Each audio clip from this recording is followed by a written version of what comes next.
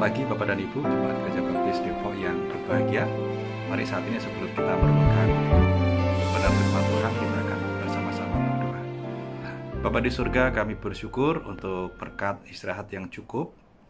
Semalam kami boleh diizinkan beristirahat dan saat ini kami boleh menikmati pagi yang indah. Kami boleh diberikan panjang umur, diberikan berkat kesehatan, dan saat ini kami diberikan kesempatan kami boleh kembali belajar dan diteguhkan melalui kebenaran firman Tuhan. Dan kiranya kami boleh memohon pertolongan kuasa Roh Kudus-Mu untuk boleh memimpin kami. Kami siap untuk mendengar, kami diberi pemahaman dan kami diberi pertolongan untuk kami boleh bersama-sama menjadi pelaku-pelaku firman. Dan berkati secara khusus hamba-Mu, pakai hamba-Mu yang terbatas ini untuk boleh menyatakan apa yang menjadi isi hati Tuhan. Dan saat ini kami mohon pertolongan-Mu di dalam nama Tuhan kami Yesus Kristus. Haleluya, amin. Bapak dan Ibu, renungan kita pada pagi hari ini akan mengambil judul intim. Apa itu intim? Intim kalau dalam bahasa Indonesia tertulis I-N-T-I-M. Tapi juga dalam bahasa Inggris ada saya dapati tertulis I-N spasi T-E-A-M. Artinya di dalam tim. Intim menurut Kamus Bahasa Indonesia adalah akrab, karib, dan rapat. Namun seringkali kalau dalam bahasa-bahasa di media atau bahasa-bahasa dalam pergaulan, intim itu sering dikonotasikan pada hal-hal yang terkait dengan masalah sensualitas atau hubungan lawan jenis. Namun dalam arti harafiahnya, intim memiliki makna yang lebih luas, yaitu menyangkut hubungan antar sesama manusia, baik dalam jarak yang sangat dekat maupun jarak yang jauh. Selanjutnya dari intim ada kata keintiman. Keintiman adalah kedekatan yang dirasakan oleh dua orang dan kekuatan dari ikatan yang menahan mereka bersama-sama. Beda lagi dengan keintiman, ada lagi intimasi. Intimasi memainkan peranan utama dalam pengalaman manusia secara keseluruhan. Manusia mempunyai keinginan universal untuk mencintai dan memiliki, yaitu sebuah rasa kepuasan dalam hubungan intim. Kenapa kita memilih intim, Bapak dan Ibu? Alkitab mengajarkan pada Mazmur 133 tentang hal ini. Nyanyian ziarah Daud, sungguh alangkah baiknya dan indahnya apabila saudara-saudara diam bersama dengan rukun. Seperti minyak yang baik di atas kepala meleleh ke janggut, yang meleleh ke janggut Harun dan ke leher jubahnya. Seperti embun gunung Hermon yang turun ke atas gunung-gunung Sion, sebab kesanalah Tuhan memerintahkan berkat kehidupan. Jadi dalam hal ini, intim adalah persaudaraan yang rukun. Seperti tadi dalam Kamus Besar Bahasa Indonesia tertulis intim itu adalah akrab, karib, atau rapat. Kenapa kita harus memilih untuk intim? Karena dalam Mazmur 133 jelas tertulis, karena dalam persaudaraan yang rukun ada berkat-berkat tercurah. Selanjutnya, intimasi, dan intimidasi berbeda sekali. Intimidasi tentu membuat satu kondisi yang berkebalikan dengan Mazmur 133 tadi. Nah, kita akan belajar bersama Bapak dan Ibu, di mana ayat bacaan kita diambil dari Yohanes pasal 3 ayat 17. Yohanes pasal 3 ayat 17. Demikian tertulis, sebab Allah mengutus anaknya ke dalam dunia, bukan untuk menghakimi dunia, melainkan untuk menyelamatkannya oleh Dia. Sekali lagi, Sebab Allah mengutus anaknya ke dalam dunia bukan untuk menghakimi dunia, melainkan untuk menyelamatkannya oleh Dia. Bulan Mei ini kita bersama-sama merenungkan tentang satu tema, hidup dalam anugerah Allah. Setelah bulan April lalu, kita sama-sama merenungkan tentang makna dari pengorbanan Kristus mati di kayu salib dan bangkit. Dan saat ini kita bersama-sama di bulan Mei, kita merenungkan tentang hidup dalam anugerah Allah. Tuhan datang ke dunia ini bukan untuk menghakimi kita. Nyata tertulis dalam Yohanes pasal 3 ayat 17 tadi yang kita baca. Sebab Allah mengutus anaknya ke dalam dunia bukan untuk menghakimi dunia. Tetapi Kristus datang untuk memberi pengampunan atas segala dosa dan juga salah kita. Itu sebabnya tidak ada alasan sedikit pun untuk kita merasa takut dan khawatir akan penghukuman Allah. Dan ini menjadi satu hal yang kita syukuri. Ini adalah kasih karunia yang kita terima sebagai pengikut Kristus, bahwa kita tidak perlu takut membayangkan hukuman Allah ketika kita mengakhiri fase kehidupan kita di dunia ini. Mari kita ubah perspektif kita tentang Allah.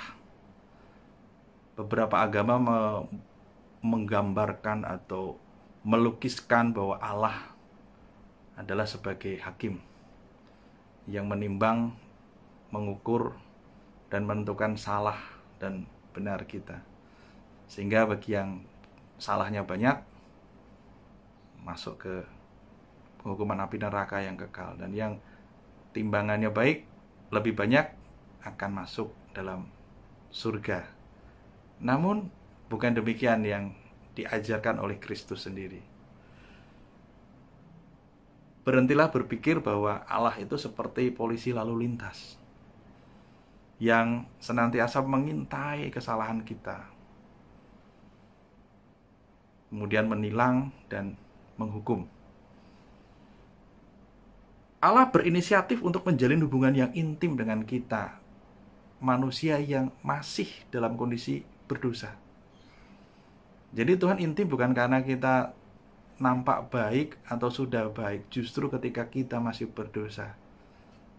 Kristus berinisiatif sebagai representasi dari Allah untuk menjalin hubungan yang intim dengan kita. Allah hadir dan ada untuk mendukung kita agar berhasil dalam seluruh aspek kehidupan yang kita jalanin setiap hari. Ini sungguh anugerah yang luar biasa. Dalam dunia yang saat ini kita temui, begitu banyak kita temui keputusasaan, begitu banyak kita melihat kecemasan, kekhawatiran. Namun ada satu kebenaran, bahwa Allah menyelamatkan kita melalui Yesus Kristus. Sejak tanggal 27 Januari 2021 lalu, Kapolri kita yang baru, yaitu Komjen Listio Sigit Purnomo, pada saat pelantikan beliau merilis satu program kerja yang sangat-sangat terkenal, yaitu presisi, sebagai kepanjangan dari prediktif, responsibilitas, dan transparansi berkeadilan. Jadi dari program ini, salah satu yang dirasakan hingga saat ini, kita sudah tidak takut lagi ketika ketemu polisi. Dulu ada istilah pritphobia.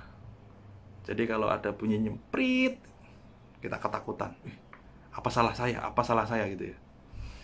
Atau polisi fobia. Namun sekarang kita sebagai warga masyarakat, kita merasa nyaman. Bukan berarti dengan kondisi itu kita boleh melakukan pelanggaran atau kesalahan.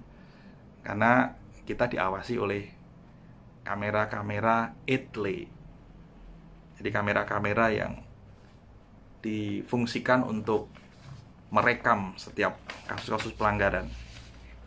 Electronic Traffic Law Enforcement atau ETLE. Jadi ketika kita sebagai pengguna jalan raya, kita saat ini tidak perlu merasa ketakutan ketika kita berhenti di sudut tertentu di salah satu jalan. Dulu kita merasa benar aja merasa takut gitu ya. Dan saat ini saya pribadi selaku pengguna jalan raya, saya berkendara, saya lebih tenang. Setiap kali ketemu polisi, yang terasa adalah kesan bersahabat. Nah, ini juga yang akan membuat kondisi penerapan hukum di Indonesia akan berjalan secara bebas dan bertanggung jawab. Jadi nanti ada alat yang memantau kita. Nah, ini adalah gambaran bahwa jangankan polisi, Tuhan tidak menggunakan eksistensinya sebagai hakim atau polisi ketika kita melakukan kesalahan. Tuhan menerima kita. Bahkan Tuhan datang untuk memperbaiki kita, untuk menyelamatkan kita pada akhirnya. Dalam kehidupan kita berpasangan, dalam berkeluarga, dalam bermasyarakat, dalam dunia pekerjaan, dan juga dalam persekutuan kita di gereja, seringkali malah manusia itu menjadi polisi. Polisi lalu lintas bagi sesamanya. Dan seringkali kita bisa merasakan. Dan hal ini yang kita perlu mengingat kembali bahwa jangankan kita, jangankan polisi, Allah sendiri dalam eksistensi dan perspektif yang kita imani dalam bacaan-bacaan, dalam setiap firman Tuhan yang disampaikan, bahwa Allah hadir untuk membebaskan dan mengangkat manusia dari belenggu dosa dan keterbatasannya. Amsal 16 ayat 3, serahkanlah perbuatanmu kepada Tuhan, maka terlaksanalah segala rencanamu. Janganlah minder terhadap Tuhan, karena Tuhan bukan polisi yang sering melakukan rahasia dalam hidup kita. Mulai saat ini, mari percayakan kepada Tuhan segala rencana dan perbuatan kita kepadanya. Sebab Dia adalah Allah Bapa yang penuh kasih, yang memahami, mengenal diri dan seluruh rencana kehidupan kita. Apabila ada rencana kehidupan kita yang saat ini barangkali belum atau tidak terlaksana, mari kita renungkan kembali. Mungkin kita belum menyerahkan rencana ini kepada Tuhan. Dan mari kita datang seperti yang tertulis dalam Amsal 16 ayat 3, serahkanlah perbuatanmu kepada Tuhan, maka terlaksanalah segala rencanamu. Ketika kita serahkan seluruh rencana dan laku kehidupan kita, maka Tuhan akan mengizinkan banyak hal terjadi dalam kehidupan kita. Meski rencana kita seakan mustahil dan berat untuk dilaksanakan, namun ketika kita mengakui bahwa Tuhan ada dalam setiap perencanaan dan langkah kita, maka niscaya harapan dan rencana kita tersebut tiada mustahil dapat terlaksana. Ibrani pasal 13 ayat 21, Ibrani pasal 13 ayat 21. Kiranya memperlengkapi kamu dengan segala yang baik untuk melakukan kehendak-Nya dan mengerjakan di dalam kita apa yang berkenan kepadanya oleh Yesus Kristus. Bagi Dialah kemuliaan sampai selama-lamanya. Amin. Bapa kita akan melengkapi segala kekurangan, bahkan memperbaiki segala kesalahan dan juga meluruskan seluruh lika-liku kehidupan kita, sehingga jalan kita menjadi lebih mudah untuk mencapai keberhasilan demi keberhasilan. Bapa yang sudah menjalin berinisiatif untuk intim dengan kita melalui anak yang tunggal Yesus Kristus, adalah pribadi yang sama yang hadir saat ini dalam kehidupan kita di masa kini untuk memperlengkapi kekurangan kita. Namun ada kalanya ada pihak-pihak yang mengintimidasi. Bisa dari diri kita sendiri. Seringkali kita membatasi diri kita sendiri. Nggak mungkin. Kamu kan begini. Atau ada pihak luar yang mengintimidasi kita. Memberikan stigma dan stempel. Dan pihak yang ketiga yang utamanya sering memberikan intimidasi adalah iblis. Sadarkah kita bahwa iblis tidak menyukai hubungan intim kita dengan Tuhan? Maka dari itu iblis giat untuk menjalankan segala hal intimidasi.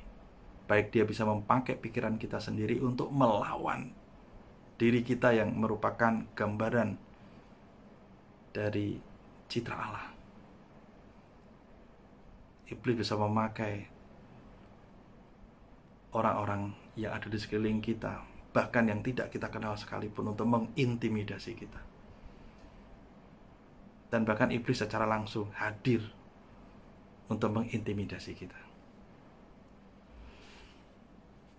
Apa yang kita ambil sebagai pelajaran pada pagi hari ini? Yang pertama, Tuhan fokus pada intimasi dan bukan intimidasi. Karena sekali lagi Tuhan hadir ke dunia ini bukan menjadi hakim, bukan sebagai polisi lalu lintas yang melakukan razia, melakukan penindakan secara subjektif. Intimasi kita kepada Tuhan dan sesama akan membuahkan berkat dan pertumbuhan seperti yang tertulis dalam Mazmur 133 tadi. Yang kedua, intimidasi membuyarkan keintiman kita kepada Tuhan dan sesama.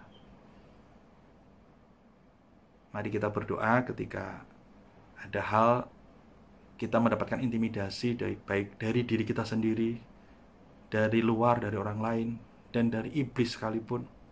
Kita datang kepada Tuhan. Kita pegang janjinya bahwa Tuhan adalah penyelamat kita. Dia sendiri bukan sebagai hakim, dia sendiri bukan sebagai polisi. Mari kita datang kepadanya dan kita minta untuk dibebaskan, dan kita meyakini bahwa kita adalah pribadi yang akan dikawal dan dilindungi oleh Tuhan. Dan pada akhirnya, ketika kita fokus pada intimasi, maka kita meyakini bahwa Tuhan akan menuntun kita. Kita akan terarah pada berkat-berkat-Nya. Bukan hanya berkat secara materi, karena pakaian dan makanan sudah cukup. Namun seringkali Tuhan memberikan begitu banyak bonus. Namun ketika kita menjalin intimasi dengan Tuhan, berkat pertumbuhan, berkat iman, berkat keyakinan bahwa Tuhan akan terus membuat kita dikuatkan, diteguhkan, dan semakin diberkati. Demikian Bapak dan Ibu, ketika kita memaknai bahwa anugerah Allah adalah intimasi, dan Allah sendiri yang berinisiatif untuk menjalin hubungan intim dengan kita, mari kita menyambut, kita merespon, untuk kita datang kepadanya. Karena ketika kita datang, tersedia kasih karunia-Nya, tersedia berkat, perlindungan, dan penyertaan-Nya. Mari kita berdoa. Terima kasih Tuhan Yesus, Engkau sudah hadir bagi kami untuk menjalin intimasi, dan Engkau sendiri berinisiatif untuk menjemput kami, mengangkat kami umat-Mu yang berdosa. Bahkan ketika kami penuh dengan kesalahan, kami penuh dengan ketidaksempurnaan, dan kami penuh dengan dosa, beban berat, sakit, penyakit, namun Engkau adalah Allah yang berinisiatif untuk menjemput kami, mengangkat kami, dan memuliakan kami. Ajar kami untuk terus memilih, kami menjalin terus komunikasi hubungan kami secara intim kepada Tuhan, sumber kekuatan hidup kami. Dan ketika ada diri kami sendiri seringkali melakukan intimidasi, ketika ada orang lain atau pihak luar ketika ada kuasa iblis yang kami sendiri tidak tahu berupaya untuk melakukan intimidasi dalam kehidupan kami, kami memohon kuasa darah Kristus yang akan menolong dan melindungi kami. Tuhan akan memampukan kami melewati semua proses itu dengan baik. Tuhan akan menguatkan kami, dan Tuhan akan meneguhkan jiwa kami untuk tetap tenang dan terarah kepada Tuhan saja. Kami menaikkan doa permohonan kami untuk setiap pengharapan-pengharapan kami dan kehidupan yang akan kami jalani dalam kehidupan kami hari ini. Di dalam nama Tuhan kami Yesus Kristus, kami menaikkan doa permohonan kami. Haleluya. Amin.